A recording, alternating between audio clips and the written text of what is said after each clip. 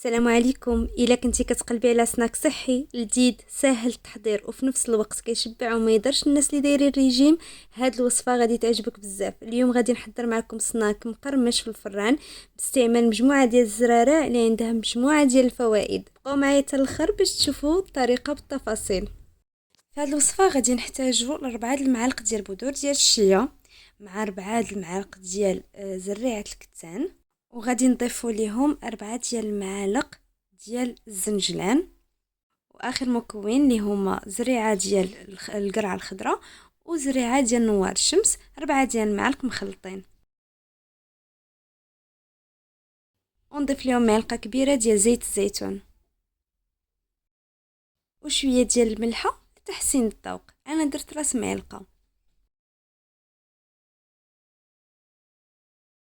وباش نخلطوا هاد المكونات غادي نضيف لهم كاس ديال الماء اللي يكون دافي، ضروري ما يكون دافي.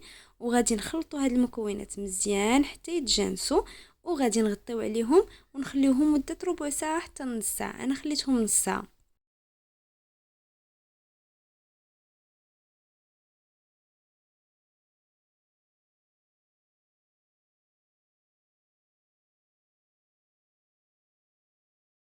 مورا ما ارتاحوا كيكون هذا هو القوام ديالهم، كيكون الشكل ديالهم متماسك. كناخذ اي طاوه ديال الفران كنفرش لها ورق الزبده ونكب فيه الخليط ديالي ونبدا نسرحه على شكل مربع.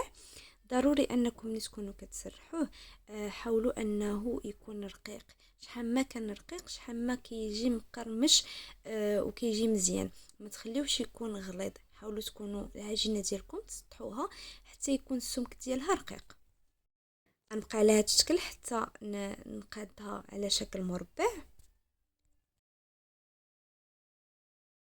ملي كنسالي التكراس ديال هاد العجينه ديالي، انا قبل ما نديرها في الفران كندوز غير خطيط بالموس كيف ما كتشوفوا، ماشي كنقطعها، غير كندوز الخطيط ديال الموس باش ملي نخرجها من الفران تجيني ساهله منين نبغي نهرسها.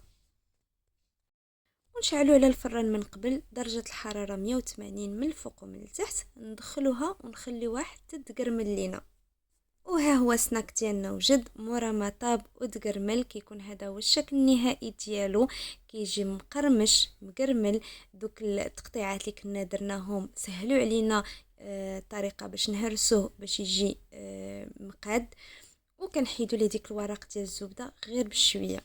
وهكا سناك ديالنا كيكون واجد. هاد سناك ماشي غير بنين، حتى مفيد بزاف.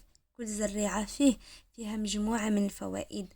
فمثلا فوائد ديال زريعه الشيا غنيه بالالياف، وفيها اوميغا 3 كتنظم لينا الهضم وكتعاون ضد الامساك وكتعطي الطاقه للجسم. اما الزنجلان فغني بالكالسيوم وفيه الدهون الصحيه وكيساعد في تنقيه الجسم من السموم.